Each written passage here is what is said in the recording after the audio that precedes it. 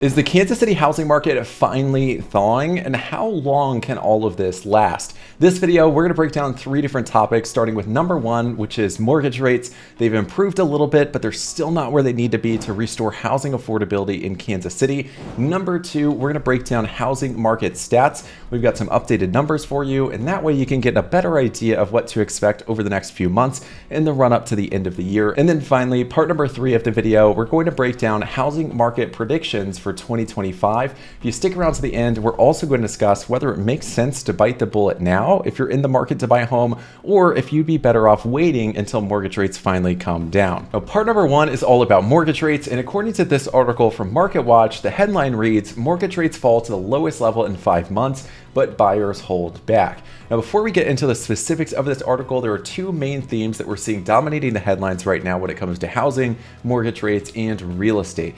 The first one is that there are a ton of people who are still sitting on the sidelines. They're watching the mortgage rates decrease, but they're not yet low enough for those people to feel comfortable jumping into the market and buying a home. They want to see further decreases in rates. The second major theme that we're seeing right now is that home prices across the country, on balance, are hitting record highs. And even though we're seeing declines in places like Florida, Texas, even some parts of the West Coast, the entire US housing market is still setting records and those prices are climbing. So back to this article, it starts by saying applications for mortgages fell despite the 30-year rate falling for the third week in a row as homebuyers sit on the sidelines. Those buyers are grappling with record high home prices, and while the refinance index rose 0.3%, that increase was driven by homebuyers with a conventional and FHA mortgages. The average contract rate for a 30-year mortgage was about 6.82% for the week ending July 19th. Now, this is a major difference compared to just a few weeks back where we were seeing rates around 7.2, 7.3, 7.4. I've had a couple clients get rates at around 6.625. That's been both for a VA loan, and also one got a conventional loan with an adjustable rate mortgage, which this article hints at. It says the rate for adjustable rate mortgages was down to 6.19%, which certainly sounds a whole lot better than 7.4 or 7.5 that we saw earlier in this year. It says the big picture is that the housing market is thawing, but it's not yet warm enough for buyers to dip their toes in just yet. It says there are more home listings on the market, meaning way more opportunities to choose from than just a year ago. Mortgage rates are falling, yet home prices continue to hit new record highs. That's giving prospective buyers a reason to hold off on purchasing homes. And yes, at the end, we'll kind of discuss, does it make sense to go ahead right now when there's lower competition, or are you better off waiting for those mortgage rates to decrease even further? This article finally says that 47% of homeowners say rates would need to fall below 5% for them to feel comfortable enough to purchase a new home this year. Now, of course, we've got a ton of things happening in the background, like the Federal Reserve this week is going to come out. They're going to make a statement as to whether they anticipate reducing the rate sometime in September. But even taking a couple steps back from that, it's very unlikely that we hit that 5% within the next 12 months. It's possible, it's just very unlikely. Now, in past videos, we've discussed how the Federal Reserve typically wants to insulate themselves from the election, which is obviously happening in the backdrop of all of this stuff. So could that have an effect on whether they decide to move forward with 3 rate cuts this year instead of 1 or 2 closer to the end of the year? That totally remains to be seen. But as of right now, for us to get to that 5% threshold, it's going to take just a little bit more time. And my gut says that Federal Reserve is likely going to go very, very, very slow because inflation is still kind of stubborn. And while it's improving a little bit, still not where it needs to really be for them to actually make that decision and reduce rates to the point where we see mortgage rates at a 5% or less. Now, we'll discuss a little bit more on that here at the end of this video. But for now, we're going to move on to part number two, which is all about market stats. So this is all of the updated data that came in the month of June. There are a couple things that we really want to talk about, because some of these numbers, the way they're displayed, it can be a little bit misleading depending on what you're looking at. Then I've broken this down into a little chart just so you can see the trends over time, and we can get a little bit better of an idea of what do we expect to happen in the next few months leading to the end of the year. But before we get into all of the specifics, if this is your first time seeing these videos, then welcome to the channel. My name is Nick Massa. I'm a licensed real estate agent here in Kansas, Missouri. We do these market updates about twice a month. Also have a bunch of videos on new construction homes, different suburb spotlights around the Kansas City area. So I'd invite you to consider hitting that subscribe button if you'd like to see videos like that in the future. And of course, if you have any questions or you're in the market to buy, sell, or build a home here in Kansas City, we'd absolutely love the chance to earn your business. So all of my contact information is down below in the description description. Feel free to reach out, phone call, text message, email, or there's a link to my website where you can send us a message. Would absolutely love to help and set you up for success. Now back to the specifics. So this is all data updated from June of 2024. We finally got that info in. Of course, the data lags because these homes have to go under contract and then close, and that takes about 30 to 45 days,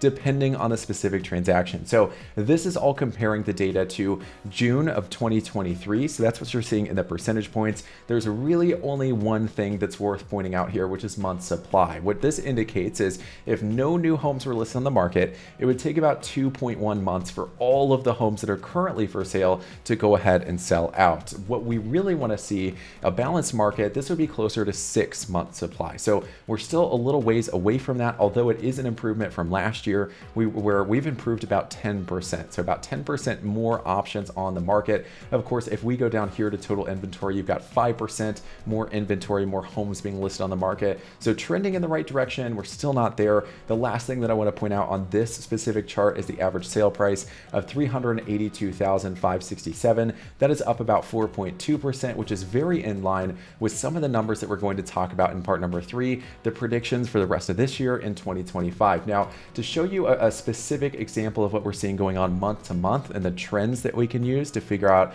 well, what's going to happen next month and the rest of the year, well, we can see that the percent of asking price received, meaning how much over the asking price are these homes selling for, well, on average, they're not selling for over the asking price. Of course, certain specific areas are, and we'll break that down in just a second, but on average, we're seeing about 99.1% of the asking price received, which is notably better than June of 2023, where we were seeing about 101% of the asking price received. Now, a lot of the data that we just looked at is kind of generic. It hides some very specific details that you'll probably want to know about. So that's what we're going to take a look at here. All of this is coming from our multiple listing service. So all the home search sites, Zillow, Redfin, Trulia, Realtor.com, they're all pulling their data from this source. So this is the root of all of that information. We've excluded new construction homes in all of this data because it's a whole different market. The days on market for new construction doesn't quite matter too much. And if you're looking at buying a home in most areas around Kansas City, there's a higher probability that you're looking at a pre-existing home as opposed to new construction. Of course, feel free to reach out if you do want some data about new construction homes.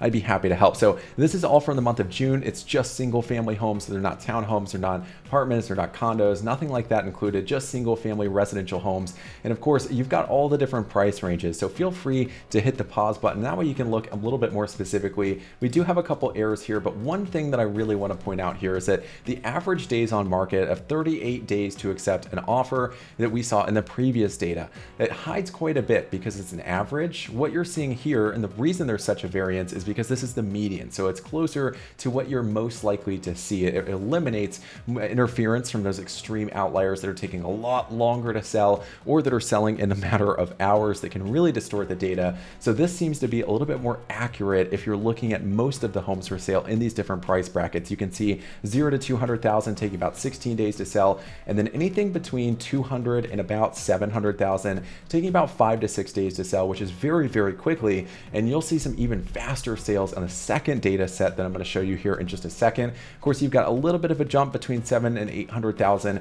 taking about 9 days to sell. And then there's another theme that we haven't discussed yet that is circulating in the headlines about housing news and mortgage rates, etc., is that homes over $1 million, they are trading very frequently. A lot of people are purchasing at that price point right now. You can see that reflected in this data with 2 days on market for sales between 1.25 and 1.5. And then of course 1.5 plus, you've got about 5 days on market, which is very, very quickly for a 7-figure property. Now, if we look at the second data set, this shows all of the most popular cities that I get questions about from you all. These are the ones when people reach out to me from these videos, you've been watching them for a little bit, and these are the ones that I get questions about. So I wanted to show them to you because you've got quite the discrepancy. So you had that average of about 38 days to sell. Well, the median days to sell in places like Mission, Roland Park, Prairie Village, Overland Park, about 1 to 2 days, which is crazy to think about. You've also got how over the asking price that they're selling for. In Mission and Roland Park, it's about 105 to 107%. Another 7% above the asking price is a whole lot of money,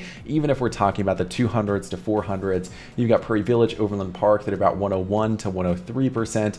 Kearney, Lenexa, Olathe, and Shawnee are all selling in about 3 days for most properties. And then you've got Smithville, Parkville, Blue Springs, Liberty, Lee Summit, and Kansas City, which are taking anywhere from 5 to 7 days. Now, even 7 days, that's That's a quick time to sell a property compared to the historical average. So overall, very interesting data, but feel free to hit the pause button to look at them specifically, because there's a lot more you can see if you read between the lines compared to that first chart I showed you at the beginning of this section of the video. Now moving on to the third and final part of the video, housing market predictions for the rest of 2024 and 2025. According to this article from Business Insider, they're making three major predictions. One is that housing market conditions should improve through the rest of the year. Second is that mortgage rates are expected to go down. The real question is, well, how much farther are they going to decrease? Third is that most major forecasts predict that home prices will end 2024 between 3.8% and 6.1% higher than the year before. Now, if we go back to the data we talked about at the beginning of this video, you can see that home price increase from June of 2023 to June of 2024 is about 4.2%, very in line between the bounds of this prediction of 3.8 to 6.1%. We're going to scroll down because they make a couple key points that I think are pretty interesting. The first one is that they say part of the problem with home prices increasing, the supply shortage, is that baby boomer generation is holding on to a lot of real estate, and they aren't leaving their houses at the same rate that previous generations have. It says that right now boomers are aging in place, and while it's not to say that that's a bad thing, more so is that it cuts off a key source of inventory that isn't added anywhere else. It goes on to say that even though that's happening in the background, the bigger problem here is that new homes aren't being constructed at a fast enough pace to meet that demand. It says the main driver of the housing shortfall has been a long-term decline in the construction of single-family homes. Of course, we've covered this in previous videos. After the Great Recession, builders stopped building as many homes. A lot of builders went out of business. We just haven't met that year-to-year need for the amount of homes constructed since then, and that's why we have this big shortfall of housing supply. So moving on to the most important question of this video, does it make sense to buy a home right now? Maybe there's less competition. We've got a lot of these home buyers sitting on the sidelines. Or does it make sense to go ahead and wait until mortgage rates finally hit like a 5%, somewhere in the 5%? And even though there's more competition, at least you're not having to refinance, at least you got a more affordable rate. Well, this article tries to answer that question. It says that most major forecasts don't expect home prices to drop in 2024. It says that the Mortgage Bankers Association believes that prices will increase another 3.3% in 2025. Fannie Mae believes we should see the home prices rise by about 3.3%. Says that based on what we know right now, it's unlikely that home prices will drop anytime soon. Now, that being the case, the main reason to hold out would be those mortgage rates. So let's dive into that here for just a second. It says, is now a good time to buy a house? And here's exactly what this expert says about it. He says that if it fits your budget, it's the right time to buy, because you don't know whether interest rates are going to go up or down in the long term. You're simply making a housing decision as opposed to an investment decision. It says for most people, it's not about trying to time the market. Now, I've had several conversations with my clients over the past few months who we had a specific close date, we were under contract, they hadn't locked their interest rate just yet, because there's always this chance that rates are going to go down. And what if you lock it right now? What if the lender doesn't let you float the rate down after they do decrease? A ton of what if scenarios, but at the end of the day, trying to time the market is always like gambling. And the people who make a lot of money usually are just in the market the longest. They're not trying to time it. So this goes on to make a very good point, and let me know what you think of it down in the comments below. It says that one advantage to buying now is that you'll avoid the inevitable increased competition and higher home prices that come with lower mortgage rates. Plus, you can save down the road by refinancing into a new mortgage once those rates have dropped. It says that some lenders are even offering buy now, refinance later deals for those who buy when the rates are high. So feel free to comment down below. Would you rather sidestep the competition? And even though rates are high right now, you wouldn't have to fight as hard over some of the homes that are out there. Home prices aren't increasing as quickly because you got a lot of buyers on the sidelines. Or would you rather hold out for mortgage rates to decrease? Even though there's a little bit more competition, at least you're getting that monthly payment lower and you wouldn't have to worry about refinancing later. Let me know what you would prefer to do down in the comments below. Of course, if you have any questions about how this impacts your home search or selling your home, feel free to reach out. I'd absolutely love to help. Phone call, text message, email. Love to help set you up for success. Now that's all for this video. If you enjoyed it, make sure to hit that like button below. And before you go, either click right here for the video YouTube thinks you would enjoy the most, or click right here for a full playlist of all of the market updates videos we've done on this channel. So click either here or here, and I'll see you on the other side.